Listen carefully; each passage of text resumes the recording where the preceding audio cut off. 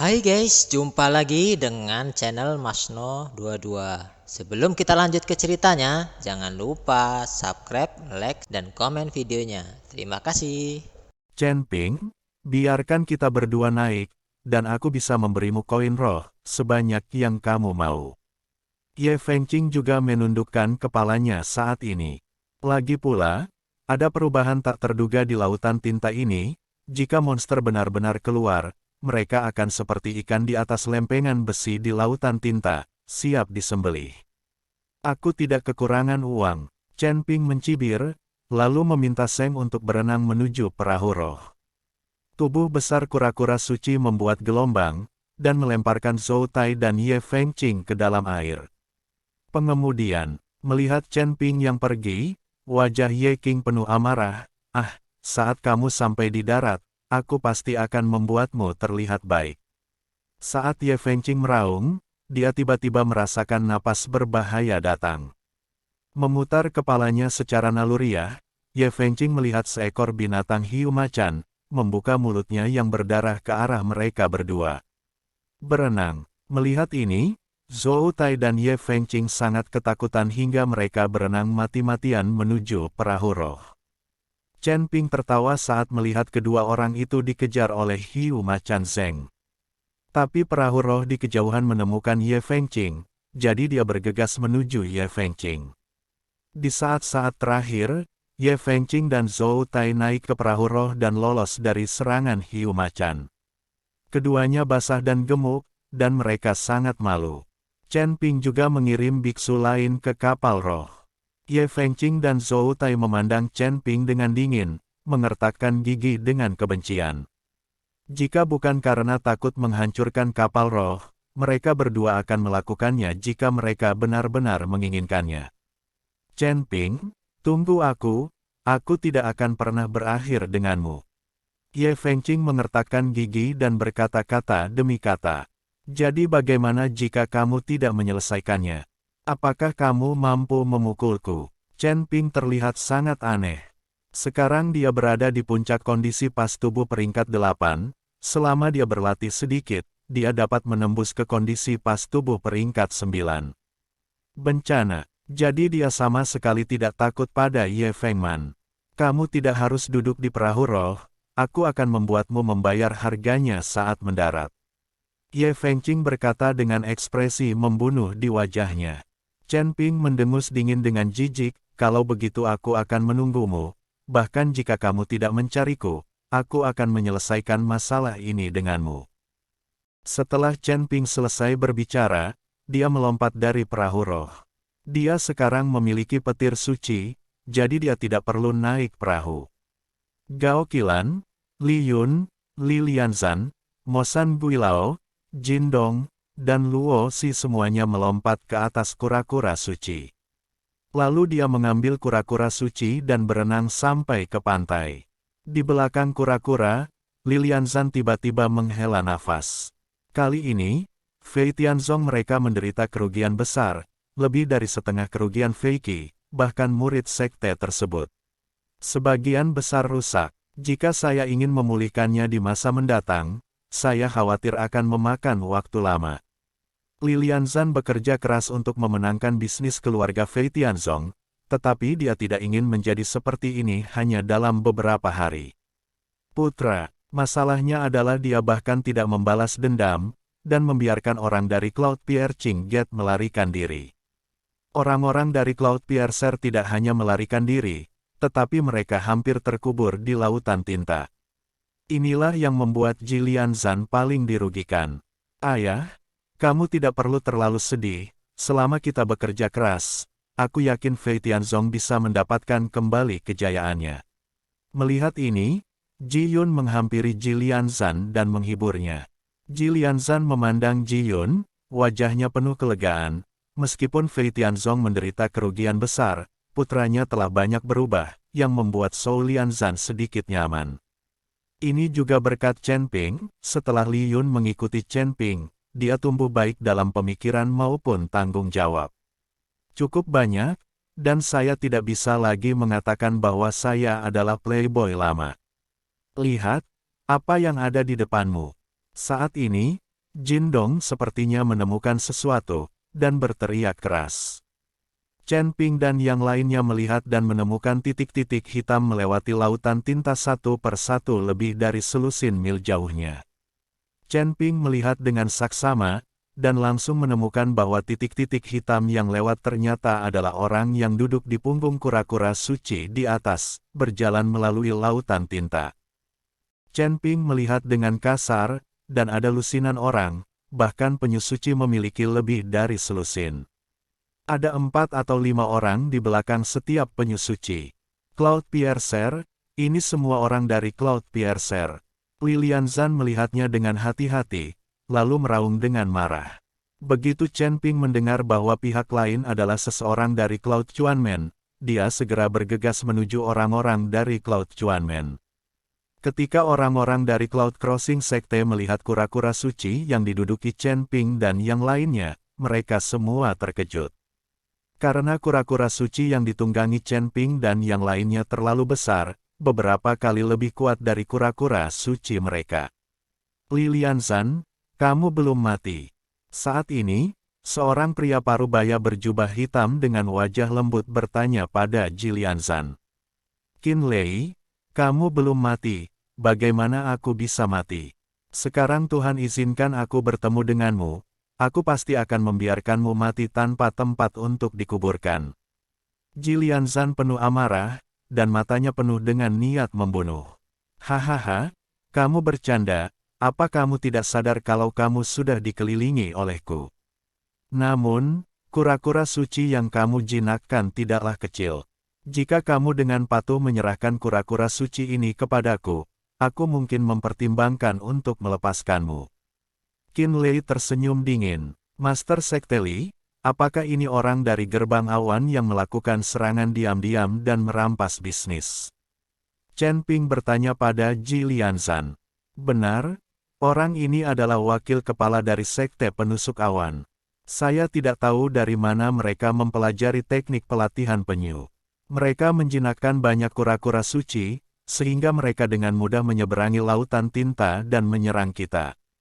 Ji Lianzan mengangguk dan berkata, pelatihan penyu. Chen Ping terkejut sejenak, lalu tersenyum dan berkata, ini adalah teknik yang bagus, tapi saya tidak tahu apakah pelatihan penyu mereka sebaik milik saya. Kemudian Qin Lei mendengarkan kata-kata Chen Ping, lalu memandang Chen Ping dan berkata, Nak, apakah kamu tahu cara melatih saya? Teknik penyu. Apakah kamu menjinakkan penyu suci yang kamu duduki ini? Aku menjinakkannya, kata Chen Ping. Sekarang kamu memutuskan hubungan dengan kura-kura suci, dan kura-kura suci itu milik kami. Sikap Qin Lei sangat arogan. Untukmu, Chen Ping tersenyum, apakah kamu anakku atau cucuku? Jika itu milikmu, itu akan menjadi milikmu. Panggil ayah, aku bisa memberimu kura-kura suci. Kata-kata Chen Ping langsung membuat Ji Lianzan tertawa. Bagaimana Anda bisa mengatakan bahwa Qin Lei juga merupakan wakil ketua Sekte Chuanyunmen? Chen Ping benar-benar membuat orang memanggilnya ayah. Tuan Chen, jika Anda memiliki anak laki-laki sebesar itu tidak akan membuat Anda terlihat terlalu tua. Saya pikir Anda harus membiarkan Nona Gao melahirkan anak laki-laki gemuk yang besar, dan Anda tidak menginginkan orang tua seperti itu, sebagai seorang anak. Ji Yun juga bercanda. Ji Yun, apa yang kamu bicarakan? Siapa yang akan melahirkan anak laki-laki gemuk besar untuknya? Dia memiliki Huo Feng dan Jia Meng, dan Nona Liu, ini bukan giliranku untuk punya bayi. Gao Qilan meskipun dia pemalu, tapi ada juga sedikit kebencian dalam kata-katanya. Lagi pula, gadis-gadis itu semua disukai oleh Chen Ping. Pada saat itu, Gao Qilan juga mendengar beberapa gadis berteriak. Saya sangat senang ketika mendengarnya. Tapi dia belum tersentuh oleh Chen Ping, jadi bagaimana mungkin dia tidak memiliki kebencian. Kemudian Qin Lei hampir menjadi gila karena marah. Tidak masalah bagi Chen Ping untuk menulis tentang dirinya sendiri, tetapi orang lain mulai memperlakukannya seperti udara. Kamu masih ingin menggoda ketika kamu akan mati? Hari ini aku akan membiarkanmu tinggal di sini di laut. Setelah selesai berbicara, Qinlei mulai mengeluarkan suara yang menusuk. Setelah mendengar suara itu, kura-kura suci yang diduduki Chen Ping dan yang lainnya menjadi tampak gelisah dan memutar dengan putus asa. Gerakan tubuhmu. Ini adalah teknik pelatihan kura-kura suci Qinlei, yang membuat kura-kura suci menjadi cemas. Chen Ping dengan lembut membelai kepala kura-kura suci, perlahan menenangkan emosi kura-kura suci. Qinlei dengan putus asa melakukan teknik pelatihan kura-kura, dahinya sudah dipenuhi keringat dingin, tetapi dia menemukan bahwa kura-kura suci yang diduduki Chen Ping dan yang lainnya acuh tak acuh dan terdiam. Sialan, mari kita gunakan teknik latihan kura-kura bersama untuk membuat kura-kura suci ini tunduk pada kita. Perintah Qinlei dengan keras. Segera, puluhan orang dari Cloudpiercer mulai menggunakan teknik pelatihan kura-kura, mencoba menjinakkan tanduk suci. Satu demi satu suara keras dan aneh terus bergema di telinga penyu suci.